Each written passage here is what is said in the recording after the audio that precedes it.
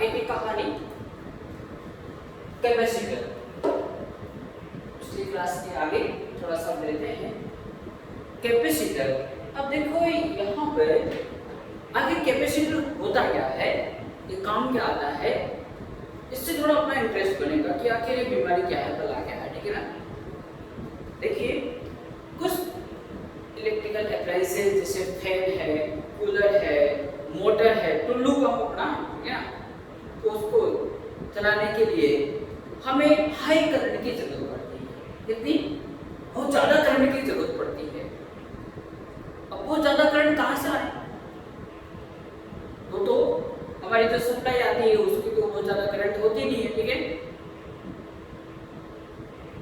तो ज्यादा करंट लेने के लिए कुछ कंडक्टर क्या करते हैं,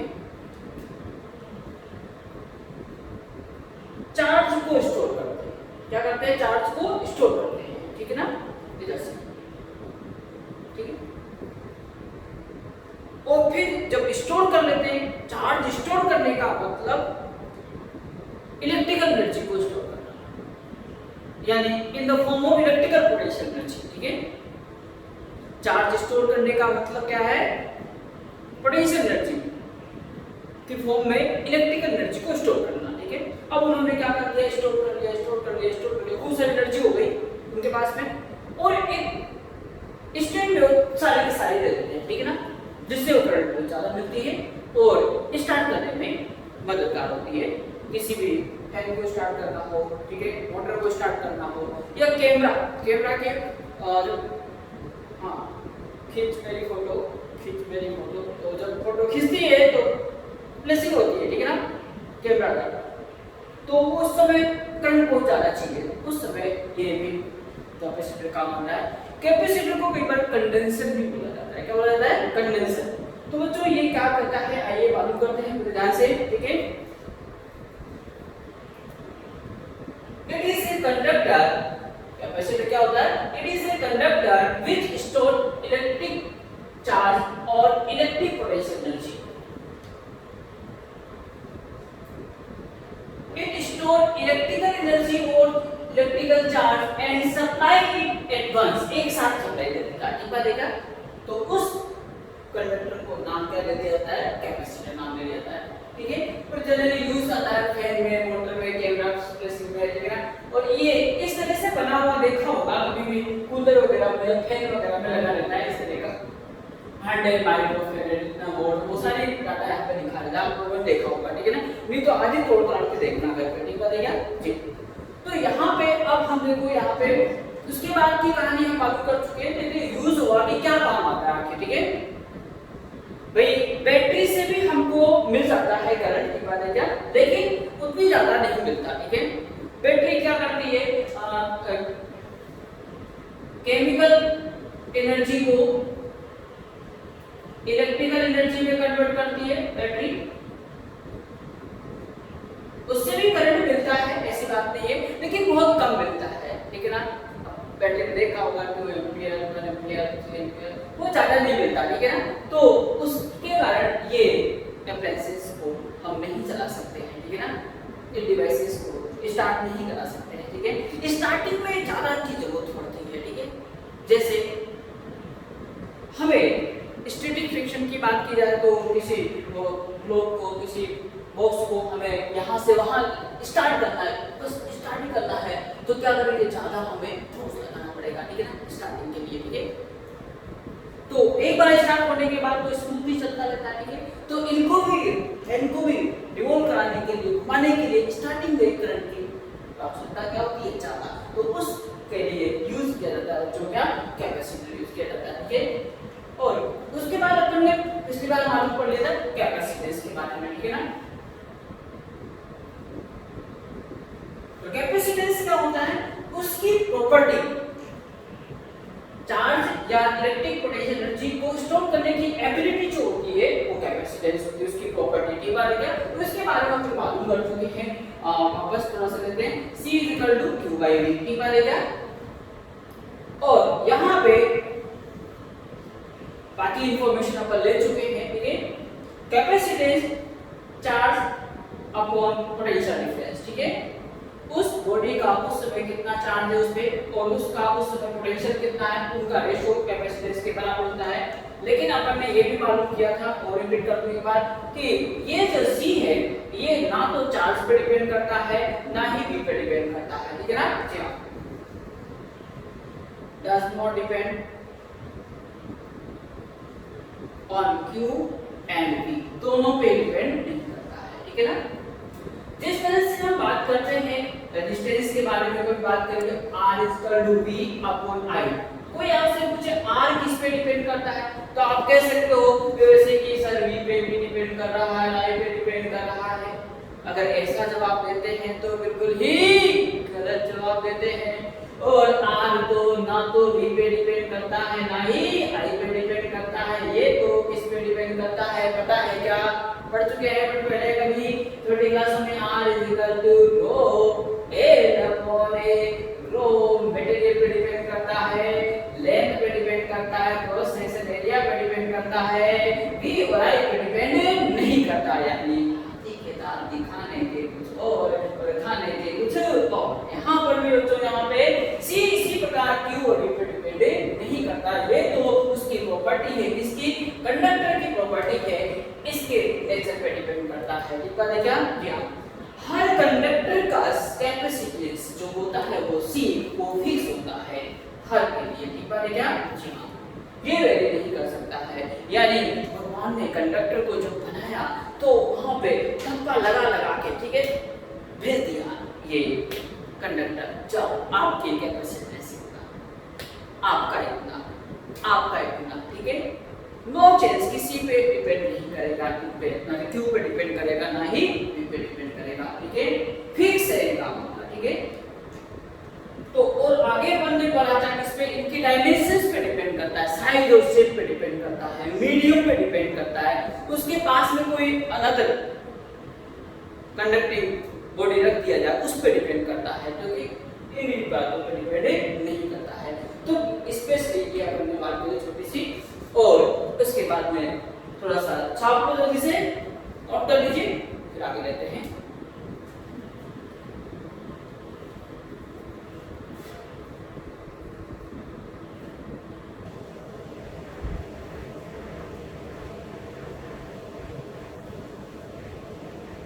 बच्चों हमने स्फेरिकल कैपेसिटर और स्फेरिकल कंडक्टर के बारे में हमने मालूम किया था, ठीक है। फॉर्मूला तो याद होगा, C = 4πε0 × R, ठीक है ना। और इसी को आप क्या ले सकते हो R/K, क्योंकि ये K की वैल्यू तो है, K = 1/4πε0, और ये हमने वैल्यू पहले बता चुके हैं पिछले लेक्चर में। तो आइए एक क्वेश्चन इसी में बेस्ड है, इससे थोड़ा आइडिया लगेगा, ठीक है। If radius of spherical capacitor और कंडक्टर, एक ही बात है, कुछ भी बोलो, स्फेरिकल कैपेसिटर बोलो, स्फेरिकल कंडक्टर बोलो, ठीक बात है क्या। तो यहाँ पे उसकी रेडियस पर मीटर है, तो फाइंड करना है उसकी कैपेसिटेंस। C = 4πε0 × R, इसकी वैल्यू हमने बताई कि बच्चों 1/9 × 10⁹ और R यहाँ पे कितना है बोलो 1 मीटर है। तो इसको सोल्व किया तो 1.1 अबाउट 10⁻⁻10 फेरेड आ रहा है, दैट इज वेरी स्मॉल, बहुत छोटी वैल्यू है, ठीक है क्या। इसे हम माइक्रो फेरेड में अगर कन्वर्ट करना चाहें तो 1.1 × 10⁻⁴ माइक्रो फेरेड है, बहुत छोटा, इतना छोटा कि छोटा भी शर्माने लग जाए, दैट इज औकातलेस, बिना किसी काम का, ठीक है ना, कोई औकात नहीं है, बहुत छोटा है, ठीक है ना। और अब हम यदि इसी पे एक क्वेश्चन और करें जिससे थोड़ा सा आइडिया लगे कि अगर हम इससे तो ये मालूम पड़ा 1 मीटर का मतलब समझ आ गया, यहाँ से लेके यहाँ तक 1 मीटर, इतना बड़ा रेडियस का एक गोला बनाऊंगा, दिखा देगा गोला, दोनों गोला, ठीक है। उसकी कैपेसिटेंस कितनी आई है, देखो कितना बड़ा था, इस रूम से भी बड़ा हो जाए लगभग, ठीक है। इतना बड़ा स्फीयर का कैपेसिटेंस एकदम नेग्लिजिबल आई है, कोई काम का नहीं, ठीक है क्या। जी हाँ, और नेक्स्ट क्वेश्चन में हम जानेंगे बच्चों कि अगर हमें किसी स्फेरिकल कंडक्टर की कैपेसिटेंस C इक्वल टू 1 फेरेड चाहिए, क्या चाहिए 1 फेरेड, तो उसकी रेडियस कितनी होगी आइए देखते हैं अच्छे से। तो C इक्वल टू कितना होगा बच्चों 4 by epsilon naught into R, C कितना 1 farad, 4 by epsilon naught 1 upon 9 into 10 to power R is equal to कितना आ गया बच्चों 9 इनटू 10 टू पावर 9 मीटर। अगर हमें ऐसा स्फेरिकल कंडक्टर की जरूरत है जिसकी कैपेसिटेंस 1 फेरेड है, तो उसकी रेडियस कितनी होगी उसके बारे में हम थोड़ा सोचिए। 9 into 10⁻⁹ मीटर कितना रेडियस होना चाहिए, और आप थोड़ा आइडिया लगाइए अर्थ का रेडियस कितना है 6400 किलोमीटर, ठीक बात है क्या, यानी इसको 10⁻³ मीटर इतना कर सकता हूँ, ठीक बात है क्या। अर्थ के रेस्पेक्ट में भी कितना बड़ा स्फीयर होगा, आपको 10:01 पे थोड़ा इमेजिन करिएगा, ठीक है, कि कितना बड़ा गोला होगा जिसकी कैपेसिटेंस 1 फेरेड होगी। धरती खाली करा न जाने कितनी धरतियां आ रही हैं इस प्रकार की, ठीक है ना, तब जाके 1 फेरेड कैपेसिटेंस होगा, उतना बड़ा कर। इसीलिए बच्चों स्फेरिकल कैपेसिटर का जनरली यूज नहीं होता, बहुत कम यूज होता है, ठीक है ना। प्रैक्टिकल लेवल पे बात की जाए तो स्फेरिकल कैपेसिटर का यूज ना के बराबर है, ठीक है ना। इसीलिए इसके बाद में डिफरेंट टाइप्स के कैपेसिटर और बनाए गए, ठीक है, जिसमें से सबसे बेस्ट होता है पैरेलल प्लेट कैपेसिटर। कौन सा होता है पैरेलल प्लेट कैपेसिटर, हाँ आगे डिस्कस करेंगे पर, ठीक है। तो सबसे सिंपलेस्ट फॉर्म समझने के लिए हमारे पास में आया इस स्फेरिकल कैपेसिटर के बारे में, ठीक है, स्फेरिकल कंडक्टर के बारे में, इसकी कैपेसिटी के बारे में बात करें, ज्यादा यूजफुल नहीं होती है, ठीक है ना, इसलिए इनका हम इग्नोर करते हैं, ठीक है। तो नोट करिए, फिर आगे बात करते हैं, छाप लो जल्दी से।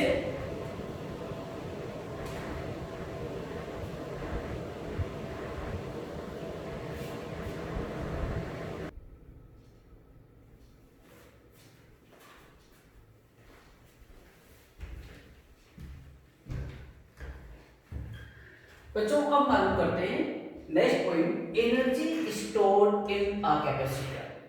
किसी कैपेसिटर में एनर्जी का स्टोर कितना होता है, या इसी को कई बार कहते हैं वर्क डन, ठीक है, to given charge Q of any conductor. किसी कंडक्टर को कोई चार्ज क्यू देने में वर्क डन कितना होता है, कई बार ये भी लगता है, ये एक ही बात होती है, ठीक है। अब यहाँ पर समझने की बात है बच्चों, ये हमने समझने के लिए स्फेरिकल कंडक्टर लिया है, ठीक है ना।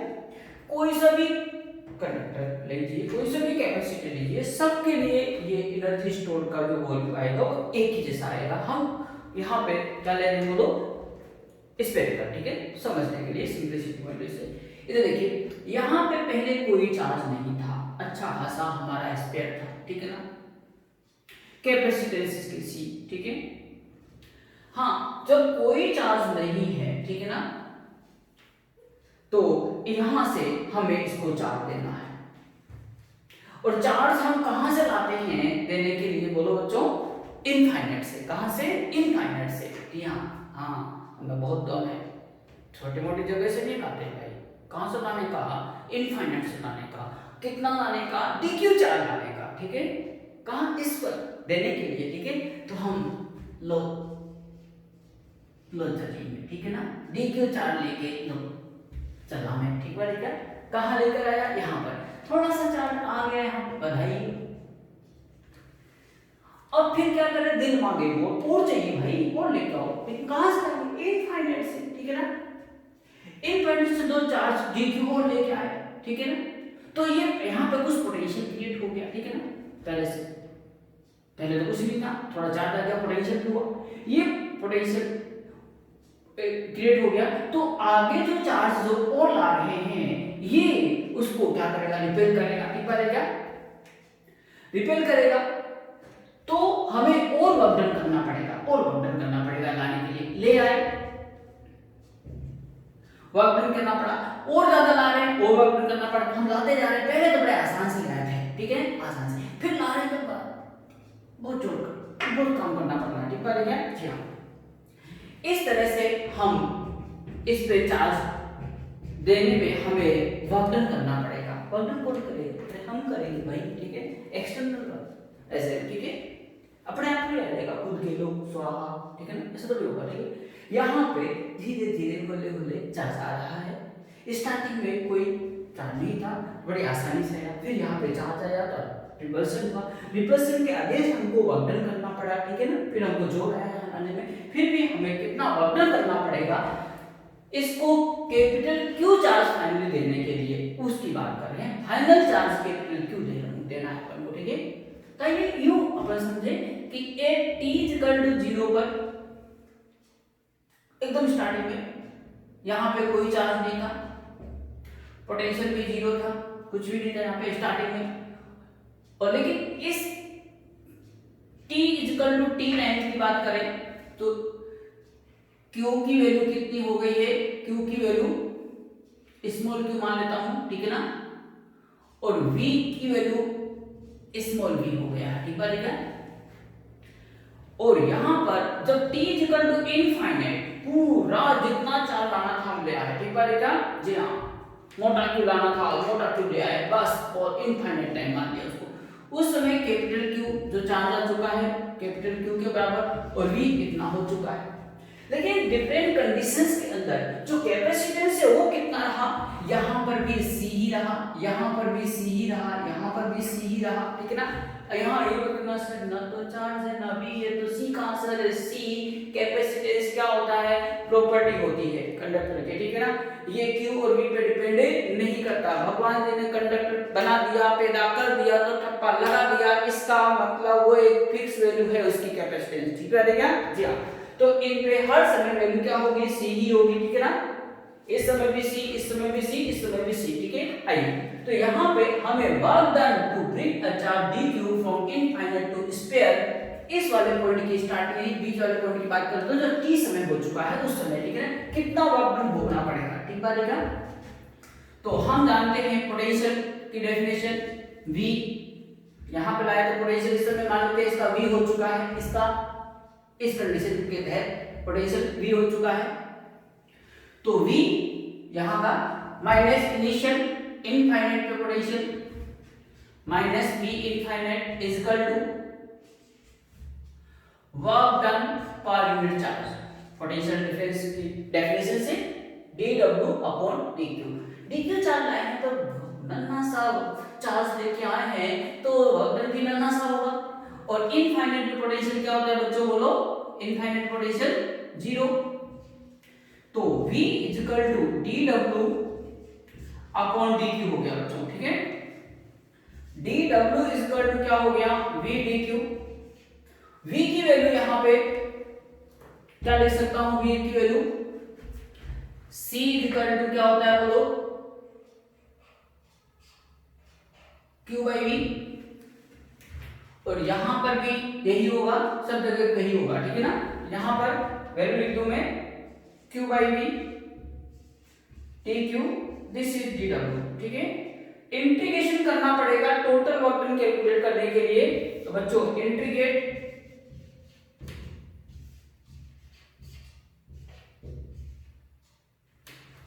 q बाई c, यहां पे c की वैल्यू तो अपन जानते ही है, क्योंकि हम जानते हैं q इक्वल टू cv होता है बच्चों, तो यहाँ पे v इक्वल टू क्या हो गया बोलो? q बाई c, ठीक है, q बाई c, ठीक है, ये वाला formula q equal to cv, ये q, ठीक है ना, एक बात है। तो यहाँ पे q बाई c, और लिमिट लो बच्चों यहाँ पे इनिशियल चार्ज 0 और लास्ट में फाइनली कितना हो चुका है हमारे पास में? कितना? q, तो w इक्वल टू, इसको इंटीग्रेशन करेंगे तो कितना आ गया आपके पास में? q स्क्वायर अपॉन 2c, कितना आ गया? q square upon 2c, this is the work done. ये वर्क डन इस स्फेरिकल कंडक्टर को कैपिटल Q चार्ज देने के लिए किया गया, कहां से? इनफाइनाइट से, ठीक है क्या? इनफाइनाइट से किया गया। और यही वर्क डन जो है वो इलेक्ट्रिक पोटेंशियल एनर्जी की फॉर्म में स्टोर हो जाता है। क्या हो जाता है? इलेक्ट्रिक पोटेंशियल एनर्जी की फॉर्म में स्टोर हो जाता है और यही वर्क डन आगे मिलेगा हमको in the form of electric potential energy. जैसे हम कह सकते हैं, कैसे समझने के लिए, W equal to Q square upon 2C, और हम जानते हैं W equal to delta U, work done by external agent equal to delta U final minus U initial. ठीक है, U फाइनल, U है इनिशियल यहाँ पे इनफाइनाइट पे, ठीक है ना, से आया, और यहाँ पे इसकी इनिशियल पोटेंशियल एनर्जी कितनी थी बोलो? 0, और फाइनल कितनी हो जाएगी बाद में चार्ज आने पे? U, तो W एक्सटर्नल, ये work done equal to U के बराबर हो गया है। ठीक है क्या? तो यहाँ पे मैं U equal to Q square upon 2C ये लिख सकता हूँ। तो यहाँ पे लिखिए this work done is stored as a electric potential energy in electric field, in electric field. So electric potential energy U is equal to Q square upon 2C also. Work done का भी formula यही है, potential energy का formula भी यही हुआ। तो बच्चों Q की वैल्यू हम जानते हैं CV होता है, तो U का another formula half CV square, और एक तीसरा फॉर्मूला आता है बच्चों 1/2 CV into V, और इस CV को Q लिख सकता हूं तो 1/2 QV। ठीक है ना, ये फॉर्मूला नंबर 1, ये फॉर्मूला नंबर 2 और ये फॉर्मूला नंबर 3, तीनों ही फॉर्मूले आप ध्यान रख लीजिएगा। प्लीज इसको अच्छे से नोट कर लीजिए, छाप लो। ठीक है,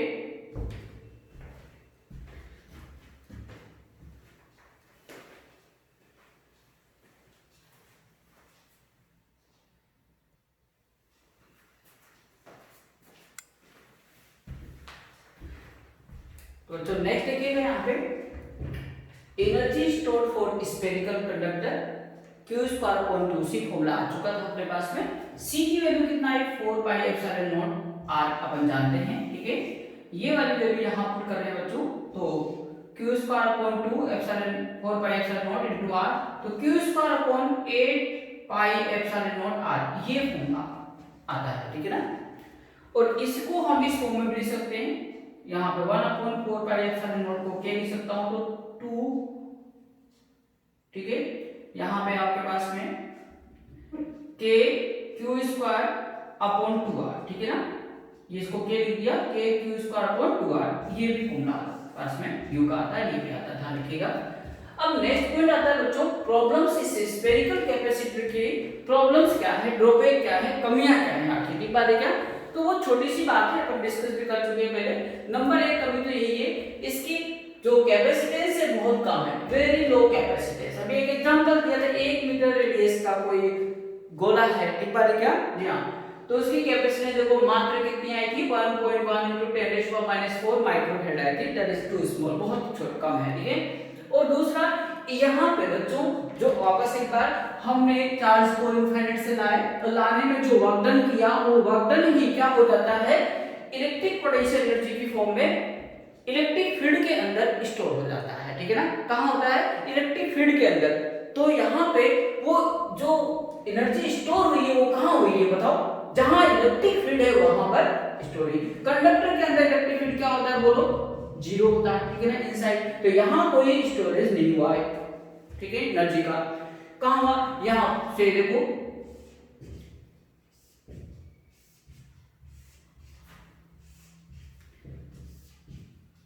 ये तीर चला के इलेक्ट्रिक एनर्जी नहीं बता रहा हूं, इलेक्ट्रिक फील्ड बता रहा हूं। तो ये इलेक्ट्रिक फील्ड की डायरेक्शन यहां से स्टार्ट है, कहां तक जाती है बोलो? बोलो इनफाइनाइट तक। कहां जाती है बोलो? इनफाइनाइट तक इलेक्ट्रिक फील्ड। तो जहां जहां एक याद रखिएगा, इलेक्ट्रिक फील्ड जहां जहां है वहां पर क्या हो जाएगा? ये पोटेंशियल एनर्जी की फॉर्म में एनर्जी क्या हो जाएगी? स्टोर हो जाएगी। ठीक है क्या? तो जो वर्क किया वो कहां स्टोर हुआ? यहां R से लेकर इनफाइनाइट तक के बीच में। ठीक है, ये एनर्जी स्टोर हो रखी है। ठीक है, तो एनर्जी इज डिस्ट्रीब्यूटेड पूरी तरह डिस्ट्रीब्यूटेड है। एक बार देखिए कहां, R2 इनफाइनाइट तक, यहां तक डिस्ट्रीब्यूटेड है, ठीक है। नॉट बाउंडेड, बाउंडेड नहीं है, ये इसका टॉपिक है, ठीक है ना। तो इलेक्ट्रिक पोटेंशियल एनर्जी कहां स्टोर हुई है पता पड़ा। तो एक बात ध्यान रखिएगा, एक गाना याद रखिएगा, जहां जहां इलेक्ट्रिक फील्ड इंटेंसिटी या इलेक्ट्रिक फील्ड, वहां वहां इलेक्ट्रिक पोटेंशियल एनर्जी। वापस, जहां जहां इलेक्ट्रिक फील्ड इंटेंसिटी वहां वहां बोलो इलेक्ट्रिक पोटेंशियल एनर्जी। और दूसरा भी याद रखो, जहां इलेक्ट्रिक फील्ड नहीं वहां इलेक्ट्रिक पोटेंशियल एनर्जी नहीं। तो प्लीज नोट करिए और अगली बार अपन इस पे बेस्ट क्वेश्चंस करेंगे, ठीक है। थैंक यू बच्चों, रिवाइज जरूर करते रहिए और एकदम बहुत अच्छा हो जाएगा टॉपिक। रिवाइज जरूर करना, हर फॉर्मूले को एक बार रिवाइज करना, ठीक है, और बार बार रिपीट करें, वीडियो को देखें, ठीक है। नेक्स्ट टाइम पे क्वेश्चंस करेंगे, पूरा टॉपिक एकदम टिप्स पे आ जाएगा, डोंट वरी, ठीक है।